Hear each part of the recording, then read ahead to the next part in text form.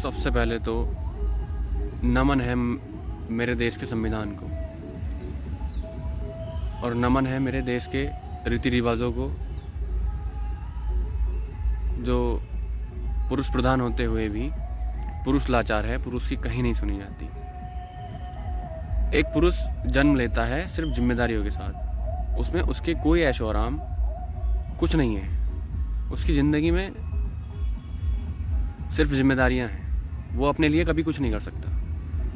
करना चाहे तो पुरुष प्रधान होते हुए भी वो संविधान में गिर जाता है और महिलाओं के द्वारा शोषित किया जाता है। और मेरा बलिदान मेरे लिए नहीं है, सिर्फ मेरे लिए नहीं है, इस पूरे संविधान, इस पूरे भारत देश के सभी युवा वर्गों के लिए है जो मेरी तरह शोषित हैं, मेरी तरह यूज़ किए जाते हैं और मेरी तरह ही परेशान हैं।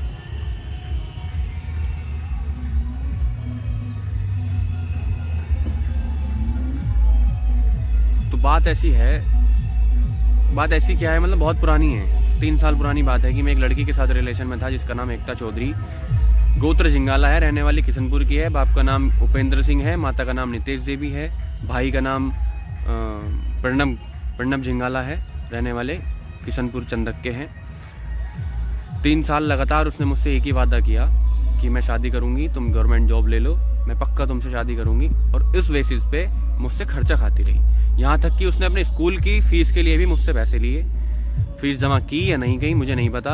80,000 रुपये बता के उसने मुझसे स्कूल की फ़ीस के लिए पैसे लिए कि तुम मेरे पति लगते हो, मैं तुम्हें पति मान चुकी हूँ, तो इस बेसिस पे अब तुम्हारा फ़र्ज़ बनता है कि तुम मेरे स्कूल का ख़र्चा भी उठा सको, कि मेरे पेरेंट्स मेरे लिए बहुत कुछ कर चुके हैं। वो एबल नहीं है कि मेरी अब बीएड तक की फ़ीस, क्योंकि मैं उसको जब 2023 के लास्ट में मिला था, नवंबर में बातचीत शुरू हुई थी, दिसंबर में मैं उससे एक पहली मीटिंग में मिला था 17 दिसंबर को।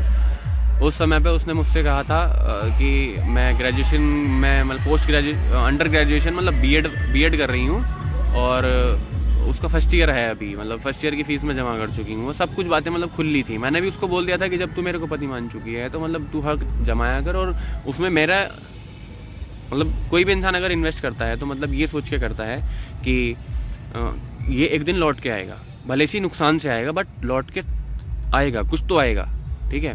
मैं करता रहा, बीच बीच में मुझे शक हुआ रिलेशन में कि कुछ गड़बड़ है, परंतु मैं ये सोचता था कि यार जब नफ़रत किसी को आज तक कुछ नहीं दिला पाई, शायद प्यार कुछ दिला देगा। मैं प्यार करता रहा, बढ़ाता रहा इस चीज़ को, वो दिमाग से खेलती रही, मैं दिल से निभाता रहा। बात आई, मतलब मैं सारे लोगों को जानता हूँ, मेरी मौत का कारण सबसे पहले एकता चौधरी है, उसके बाद उसकी मौसी Vasundhara Allahabad, UP police constable posted in Ghaziabad, और फ्लैट का नंबर है लोहिया नगर है, गाज़ियाबाद में जैसे ही घुसते हैं लोहिया नगर है, न्यू रेलवे स्टेशन के पास ही वो कॉलोनी है, और फ्लैट नंबर है A58 A59 के करीब। क्योंकि मैंने 1-2 बार वहाँ पे भी उसके लिए पार्सल भिजवाए ब्लिंकिट वगैरह से कि मेरे आइसक्रीम खाने का मन है, ये XYZ जो भी खर्चे लड़कियों के ये नखरे होते हैं कि मेरा मन नहीं लग रहा, पीरियड्स वगैरह का दिक्कत है। मैं सारी डिटेल शेयर करूँगा, उसका फ़ोटो, उसकी मौसी का फ़ोटो, उसके पापा का फ़ोटो, ठीक है सर।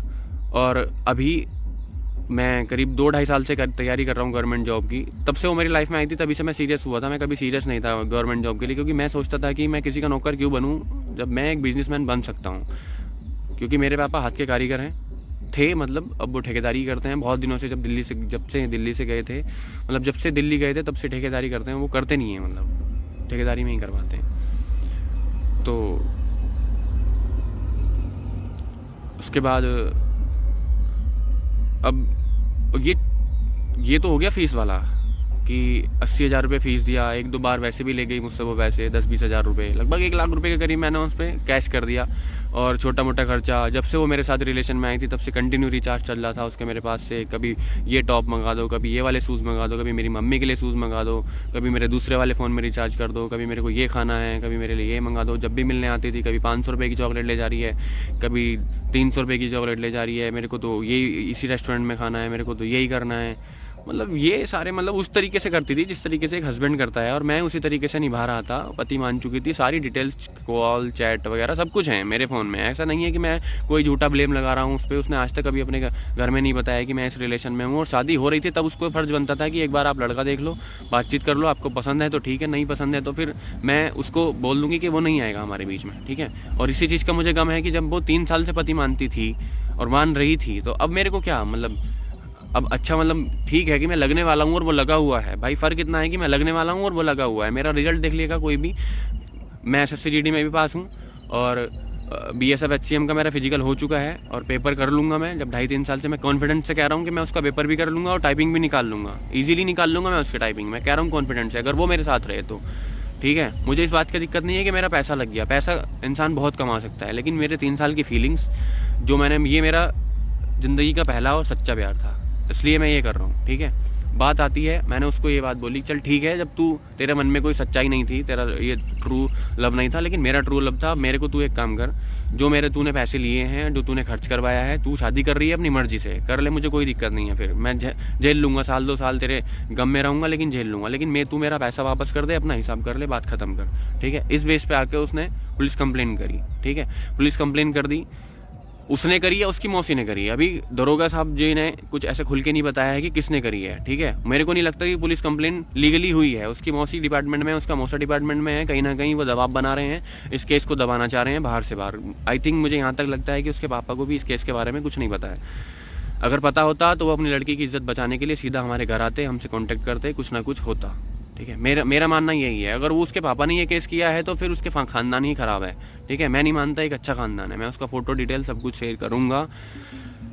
बात आती है, अब दरोगा साहब ने डिमांड रखी है 5 लाख की, ठीक है। मैं लोअर मिडिल क्लास से बिलोंग करता हूँ, मैं रिजर्व नहीं करता भाई, ना